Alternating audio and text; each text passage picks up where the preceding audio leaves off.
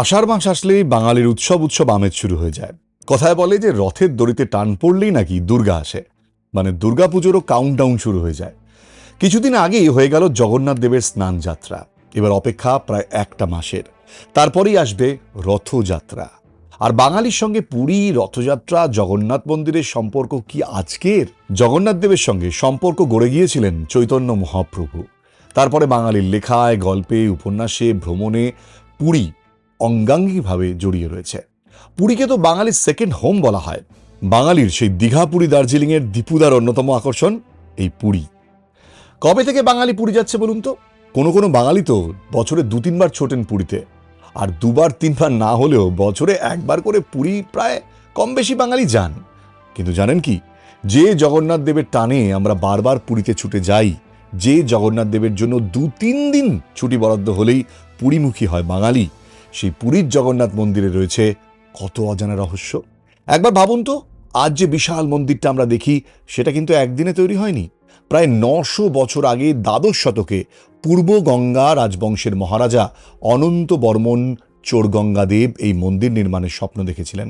শোনা যায় যে তিনি প্রথম জীবনে ছিলেন শৈব ধর্মের অনুসারী, কিন্তু উৎকল জয় করবার পর তার জীবনে আসে এক বড় পরিবর্তন। তিনি বৈষ্ণব ধর্ম গ্রহণ করেন এবং ভগবান জগন্নাথের প্রতি এমন গভীর ভক্তি অনুভব করেন যে সিদ্ধান্ত নেন পৃথিবীর অন্যতম মহিমান্বিত মন্দির নির্মাণ করবেন। এবং সেই স্বপ্ন বাস্তবায়নের কাজ শুরু হয় তাঁর হাত ধরেই। পরে তাঁর পুত্র অনঙ্গ ভীমদেব সেই অসমাপ্ত কাজ সম্পূর্ণ করেছিলেন। পরবর্তী গঙ্গা এবং গজপতি রাজাদের আমলে আরও বিস্তৃত হতে হতে আজকের এই মহিমান্বিত রূপ লাভ করে এই জগন্নাথ মন্দির। কিন্তু এই মন্দিরের মাহাত্ম্য শুধু রাজাদের জন্য নয়, যুগে যুগে অসংখ্য সাধক, দার্শনিক এবং আচার্যের পদধূলিতে পবিত্র হয়েছে এই ভূমি। ভাবুন তো, আদি শঙ্করাচার্য এখানে প্রতিষ্ঠা করেছিলেন তাঁর 4টি প্রধান পীঠের অন্যতম গোবর্ধন মঠ। রামানুজাচার্য প্রতিষ্ঠা করেছিলেন ইমার মঠ। মাধবাচার্য, নিম্বারকাচার্য, বল্লভাচার্য, রামানন্দ, প্রায় সব বৈষ্ণব আচার্যই কোনো না কোনোভাবে এই ধামের সঙ্গে যুক্ত ছিলেন। আর যদি চৈতন্য মহাপ্রভুর কথা বলি, তিনি তো জগন্নাথ দেবের প্রেমে এমনই মগ্ন হয়েছিলেন যে জীবনের দীর্ঘ সময় পুরীতে কাটিয়েছিলেন। তার অশ্রুসিক্ত ভক্তি আজও পুরীর বাতাসে যেন অনুভব করা যায়। কিন্তু এবার আসি সেই গল্পে। শুধু ইতিহাস নয়, এক অনন্ত কিংবদন্তি। অনেক অনেক বছর আগে ঘন অরণ্যের গভীরে বাস করতেন শবর সম্প্রদায়ের প্রধান বিশ্ববাসু। তিনি গোপনে পূজা করতেন এক রহস্যময় দেবতার, নীলমাধবের। এই দেবতার কথা কেউ জানত না, তার অবস্থান ছিল সম্পূর্ণ গোপন। কিন্তু সেই অলৌকিক দেবতার কথা পৌঁছে যায় মালব দেশের রাজা ইন্দ্রদুষ্যের কানে। রাজা সংকল্প নিলেন যেভাবেই হোক তাকে দর্শন করতেই হবে। তিনি তার বিশ্বস্ত ব্রাহ্মণ বিদ্যাপতিকে পাঠালেন নীলমাধবের সন্ধানে। বিদ্যাপতি অনেক চেষ্টা করলেন, কিন্তু কোনোভাবেই সেই গোপন স্থান খুঁজে পেলেন না। শেষ পর্যন্ত ভাগ্যের খেলায় তিনি বিবাহ করলেন বিশ্ব বসুর কন্যা ললিতাকে। একদিন স্ত্রীর অনুরোধে বিশ্ব বসু তিনি রাজি হলেন বিদ্যাপতিকে নীলমাধবের কাছে নিয়ে যেতে। তবে ছিল একটা শর্ত, কঠিন শর্ত। বিদ্যাপতির চোখ বেঁধে নিয়ে যাওয়া হবে। এখানেই দেখা গেল বিদ্যাপতির অসাধারণ বুদ্ধি। তিনি গোপনে নিজের কাপড়ে কিছু সরিষার বীজ লুকিয়ে রেখেছিলেন। চোখ বাঁধা অবস্থায় যাওয়ার সময় অল্প অল্প করে সেই বীজ মাটিতে ফেলতে থাকলেন। কয়েকদিন পর বৃষ্টি নামলো, আর সেই বীজ থেকে জন্ম নিল ছোট ছোট গাছ। পরে সেই গাছের সারি অনুসরণ করেই রাজা ইন্দ্রদুষ্য পৌঁছে গেলেন নীলমাধবের গোপন আস্তানায়। কিন্তু সেখানে অপেক্ষা করছিল আরও বড় বিস্ময়। নীলমাধব তখন আর সেখানে নেই। দেবতা অলৌকিকভাবে অদৃশ্য হয়ে গেছেন। রাজা ভেঙে পড়লেন। তিনি নীল পর্বতের উপরে উপবাসে বসে কঠোর তপস্যা শুরু করলেন। দিন কেটে যায়, রাত কেটে যায়। হঠাৎ একদিন আকাশ থেকে ভেসে এলো এক দৈববাণী। সমুদ্র তীরে ভেসে আসবে এক অলৌকিক কাঠ, এবং সেই কাঠ দিয়েই নির্মাণ করো আমার নূতন রূপ। রাজা অপেক্ষা করতে লাগলেন। অবশেষে একদিন সমুদ্রের ঢেউয়ের সঙ্গে ভেসে এলো এক বিশাল সুগন্ধময় কাঠের গুঁড়ি। এবার প্রশ্ন উঠল, এই অলৌকিক কাঠ দিয়ে দেবমূর্তি গড়বেন কে? ঠিক তখনই যেন অলৌকিকভাবে উপস্থিত হলেন এক বৃদ্ধ ছুতোর। তিনি বললেন, আমি মূর্তি তৈরি করব, তবে একটি শর্ত রয়েছে। যতদিন কাজ চলবে ততদিন কেউ দরজা খুলবেন না। রাজা রাজি হয়ে গেলেন। দরজা বন্ধ হলো। ভেতরে শুরু হলো দেবমূর্তি নির্মাণ। একদিন গেল, 7 দিন গেল, 2 সপ্তাহ কেটে গেল, কিন্তু ভেতর থেকে কোনো শব্দ আসছে না। রানী উদ্বিগ্ন হয়ে পড়লেন। তিনি ভাবলেন বৃদ্ধ ছুতোরটা হয়তো মারা গেছে। অনেক অনুরোধের পর রাজা অবশেষে দরজা খুলে দিলেন। দরজা খোলার সঙ্গে সঙ্গেই সবাই স্তব্ধ। ঘরের ভেতরে কোনো ছুতোর নেই। তিনি যেন হাওয়ায় মিলিয়ে গেছেন। আর সামনে দাঁড়িয়ে আছে 3টি অসম্পূর্ণ দেবমূর্তি। হাত পুরো তৈরি হয়নি, পাও নয়। ঠিক তখনই শোনা গেল এক আকাশবাণী, এই অসম্পূর্ণ রূপেই যুগ যুগ ধরে আমার পুজো হবে। বিশ্বাস করা হয় সেই রহস্যময় বৃদ্ধ আর কেউ নন, স্বয়ং বিশ্বকর্মা। আবার অনেকের মতে তিনি ছিলেন ভগবান বিষ্ণুরই ছদ্মবেশ। আর সেই কারণেই আজও জগন্নাথ, বলভদ্র এবং সুভদ্রার মূর্তি পৃথিবীর অন্য সব দেবমূর্তির থেকে সম্পূর্ণ আলাদা। গর্ভগৃহে একই রত্নবেদীর ওপর অধিষ্ঠিত রয়েছেন 3 ভাই বোন, জগন্নাথ, বলরাম আর সুভদ্রা। তাদের সঙ্গে রয়েছে সুদর্শন চক্র। সবচেয়ে আশ্চর্যের বিষয় কি জানেন? এই মূর্তিগুলো পাথর বা ধাতুর তৈরি নয়, বিশেষ পবিত্র নিম কাঠ দিয়ে তৈরি। আর নির্দিষ্ট সময় অন্তর অনুষ্ঠিত হয় নবকলেবর। নতুন কাঠের মূর্তি তৈরি হয় আর গভীর গোপন আচার অনুষ্ঠানের মাধ্যমে পুরনো মূর্তির অন্তর্নিহিত ব্রহ্মতত্ত্ব নতুন মূর্তিতে স্থানান্তরিত করা হয়। বিশ্বের আর কোনো বড় মন্দিরে এমন বিরল প্রথা দেখতে পাবেন না। এবার একটু মন্দিরের দিকে তাকানো যাক। প্রায় 4 লক্ষ বর্গফুট এলাকা জুড়ে বিস্তীর্ণ এই বিশাল কমপ্লেক্সকে ঘিরে রয়েছে 20 ফুট উঁচু প্রাচীর, যার নাম মেঘনাদ পাচেরি। ভেতরে রয়েছে 100রও বেশি ছোট বড় মন্দির। মূল মন্দিরের উচ্চতা কত জানেন? 214 ফুট।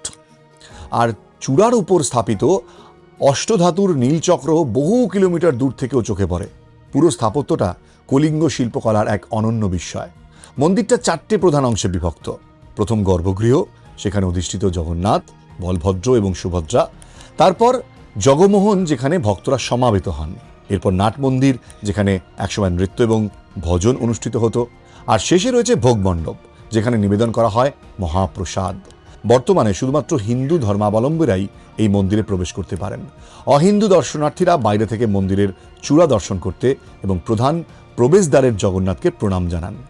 প্রতিদিন ভোর থেকে গভীর রাত পর্যন্ত লক্ষ লক্ষ ভক্ত এখানে এসে দর্শন দেন। কিন্তু এই মন্দিরের আসল পরিচয় শুধু তার স্থাপত্যে নয়, শুধু ইতিহাসেও নয়। যেখানে ইতিহাসের শেষ সীমায় এসে শুরু হয় বিশ্বাসের যাত্রা। আজও কোটি কোটি মানুষ বিশ্বাস করেন জগন্নাথ শুধু মন্দিরের বিগ্রহ নন, তিনি সকলের নাথ, সকলের প্রভু। আর হয়তো এই কারণেই যুগের পর যুগ ধরে মানুষ ছুটে আসে পুরীর এই মহাতীর্থে, রহস্যকে অনুভব করতে, ইতিহাসকে ছুঁয়ে দেখতে আর ভক্তির অসীম সাগরে নিজেকে সমর্পণ করতে। যে রহস্যের টানে বহু মানুষ বহু বছর ধরে, কয়েকশো বছর ধরে ঘুরেছেন এই মন্দিরে, কিন্তু সেই অজানা রহস্য কি কারণে ঘটছে? সেগুলো কি কোনো অলৌকিক রহস্য, নাকি বিজ্ঞানের এমন কোনো রহস্য যার বলে কয়েকশো বছর আগে যারা এই মন্দির বানিয়েছিলেন তারা এমন টেকনোলজি ইউজ করেছিলেন যে রহস্য আজও ভেদ করতে পারেনি মানুষ? আজকে জানবো পুরীর জগন্নাথ মন্দিরের এমন কিছু রহস্য যেগুলো আজও আমাদেরকে ভাবায়। এই জগতের বাইরে এমন কোনো শক্তি কি সত্যি আছে যা আমাদের অলক্ষ্যে পরোক্ষভাবে নিয়ন্ত্রণ করছে? জানি না। তবে যে রহস্যগুলো আজও জগন্নাথ মন্দিরে রয়েছে সেই বিষয়গুলো আপনাদেরকে বলছি। ভাবুন তো, একটা মন্দির যেখানে পতাকা হাওয়ায় উল্টো দিকে ওড়ে, একটা মন্দির যার ছায়া নাকি মাটিতে পড়ে না, যেখানে সমুদ্রের একেবারে পাশে দাঁড়িয়েও শোনা যায় না ঢেউয়ের গর্জন, আর যেখানে প্রতিদিন হাজার হাজার মানুষের জন্য প্রসাদ তৈরি হয় কিন্তু কোনোদিন একটুও কম বা বেশি হয় না। এসব কি শুধু কল্পকাহিনী? দেখুন, যদিও বলতে পারি এর পেছনে অবশ্যই বিজ্ঞান রয়েছে। বিজ্ঞান ছাড়া কিছুই হয় না, কিন্তু সবসময় আমরা সেটা বুঝে উঠতে পারি না। তবে অনেক গল্প কথা লুকিয়ে রয়েছে যা আজও অজানা। চলুন আজ আমরা প্রবেশ করি ভারতের অন্যতম রহস্যময় তীর্থক্ষেত্র পুরীর জগন্নাথ মন্দিরে। রহস্য নম্বর 1, হাওয়ার উল্টো দিকে ওড়ে পতাকা। প্রথমেই চোখ যায় মন্দিরের চূড়ায়, যেখানে উঠছে বিশাল একটা পতাকা। কিন্তু আশ্চর্যের বিষয়, সেটা যেন সবসময় হাওয়ার বিপরীত দিকে উঠছে। যদিও আমি ব্যক্তিগতভাবে মনে করি এর পেছনে বৈজ্ঞানিক ব্যাখ্যা রয়েছে, এটা শুধুমাত্র ইলিউশনের জন্য হয়। আরও অবাক করার মতন বিষয় হলো, প্রতিদিন একজন সেবায়েত প্রায় 45 তলা সমান উঁচু মন্দিরের চূড়ায় কোনো আধুনিক নিরাপত্তা সরঞ্জাম ছাড়াই উঠে পতাকা পরিবর্তন করেন। প্রচলিত বিশ্বাস বলে যদি কোনোদিন এই প্রথা বন্ধ হয়ে যায় তাহলে নাকি 18 বছর মন্দিরের দরজা বন্ধ রাখতে হবে। ভাবুন, কত শত বছর ধরে এই নিয়ম আজও অটুট। রহস্য নম্বর 2, কাঠের দেবতা কিন্তু চিরন্তন বিশ্বাস। আগেই বলেছি জগন্নাথ, বলরাম এবং সুভদ্রার মূর্তি পাথরের নয়, বিশেষ নিম গাছের কাঠ দিয়ে তৈরি হয়। আর প্রতি কয়েক বছর অন্তর হয় নবকলেবর। গোপনে বেছে নেওয়া হয় এক বিশেষ নিম গাছ।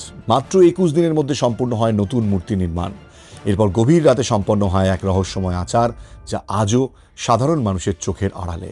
শেষবার এই নবকলেবর হয়েছিল 2015 সালে। রহস্য নম্বর 3, মন্দিরের ছায়া কোথায়? একবার কল্পনা করুন, এত বিশাল একটা মন্দির, সূর্য পূর্ব থাকুক বা পশ্চিমে, দুপুর হোক কিংবা বিকেল, অনেকের মতে এই মন্দিরের ছায়া স্পষ্টভাবে মাটিতে দেখা যায় না। এই বিষয়টা নিয়ে বহু আলোচনা হয়েছে। অনেকে এটাকে স্থাপত্যের বিষয় বলেছেন, আবার অনেকেই একে অলৌকিক ঘটনাও বলেছেন। রহস্য নম্বর 4, 56 ভোগের মহাপ্রসাদ। প্রতিদিন 5 বার নিবেদন করা হয় এই মহাপ্রসাদ। মোট 56 রকমের ভোগ, মিষ্টি, ভাত, ডাল, পোলাও, নানা রকম রান্না। পরে সেই সব মহাপ্রসাদ ভক্তদের মধ্যে বিতরণ করা হয়। কিন্তু আসল রহস্য এখনো বাকি।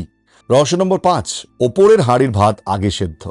জগন্নাথ মন্দিরের রান্নাঘর বিশ্বের অন্যতম বৃহত্তম রান্নাঘর। 7টা মাটির হাঁড়ি, একটার ওপর আরেকটা বসানো হয়, আগুন জ্বলে একেবারে নিচে। কিন্তু আশ্চর্যের বিষয় কি জানেন? সবচেয়ে ওপরের হাঁড়ির খাবারই আগে সিদ্ধ হয়ে যায়, তারপর একে একে নিচের হাঁড়িগুলো। এই ঘটনা আজও বহু মানুষের কৌতূহলের বিষয়, কিন্তু আবারও বলছি, কোনোটাই বিজ্ঞান বহির্ভূত নয়। রহস্য নম্বর 6, সমুদ্রের গর্জন কোথায় হারিয়ে যায়? মন্দির থেকে সমুদ্র খুব কাছে, বাইরে দাঁড়ালে স্পষ্ট শোনা যায় ঢেউয়ের শব্দ, কিন্তু প্রচলিত বিশ্বাস অনুযায়ী মন্দিরে প্রবেশ করলেই সেই গর্জন যেন মিলিয়ে যায়। লোককথা বলে সুভদ্রার বিশ্রামে যেন ব্যাঘাত না ঘটে, তাই এই অলৌকিক ব্যবস্থা।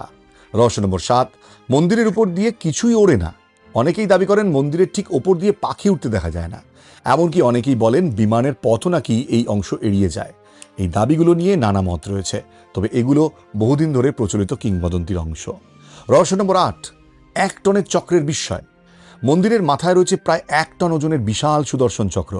আশ্চর্যের বিষয়, আপনি পুরীর যেদিকেই দাঁড়ান না কেন, মনে হবে চক্রটা যেন আপনার দিকেই তাকিয়ে রয়েছে। কিভাবে শত শত বছর আগে এত উঁচুতে এত ভারী ধাতব চক্র স্থাপন করা হয়েছিল, সেটাও ইতিহাসের এক বিস্ময়। রহস্য নম্বর 9, প্রসাদ কখনো কম পড়ে না।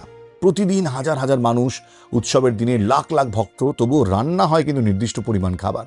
আর প্রচলিত বিশ্বাস অনুযায়ী কোনোদিন প্রসাদ কম পড়ে না, খাবার নষ্টও হয় না, সবাই তৃপ্তি করে প্রসাদ পান। এটাকেও অনেকে ভক্ত জগন্নাথ দেবের আশীর্বাদ বলে মনে করেন। রহস্য নম্বর 10, সমুদ্রের হাওয়াও নাকি নিয়ম মানে না। সাধারণভাবে দিনের বেলা হাওয়া সমুদ্র থেকে স্থলের দিকে আসে, রাতে উল্টো দিকে যায়। কিন্তু পুরীর সম্পর্কে বহুদিনের প্রচলিত ধারণা, এখানে নাকি সেই নিয়মের ব্যতিক্রম দেখা যায়, এবং এই কারণেও পুরীকে ঘিরে রহস্য আরও গভীর হয়। তাহলে বলুন, এসব কি সত্যি কিংবদন্তি, নাকি বিজ্ঞান, নাকি সত্যি এমন কিছু রহস্য রয়েছে যা আজও মানুষের বোধের বাইরে? আপনার কি মতামত? অবশ্যই আপনার মতামত কমেন্টে জানান। তবে মাথায় রাখবেন, আমরা কোনো ধরনের এমন কিছু প্রমোট করি না যা বিজ্ঞানের বাইরে। অনেক কিছুই রয়েছে যা আমরা এখনো জেনে উঠতে পারি না, এটা সত্য, যা বিজ্ঞান এখনো আবিষ্কার করে উঠতে পারেনি। তবে পুরীর মন্দিরের অনেক ধরনের কৌতূহলের উত্তর কিন্তু আজ জানা গিয়েছে। এই ধরনের ভিডিও যদি আপনি আরও চান, তাহলে চ্যানেলটিকে এক্ষুনি সাবস্ক্রাইব করতে ভুলবেন না। আপনারা সঙ্গে থাকলে আমরা আগামী দিনে আরও নতুন নতুন ভিডিও আনতে চেষ্টা করব, আর এই ধরনের ভিডিও আরও নিয়ে আসবো। ততক্ষণ পর্যন্ত ভালো থাকবেন। জয় জগন্নাথ।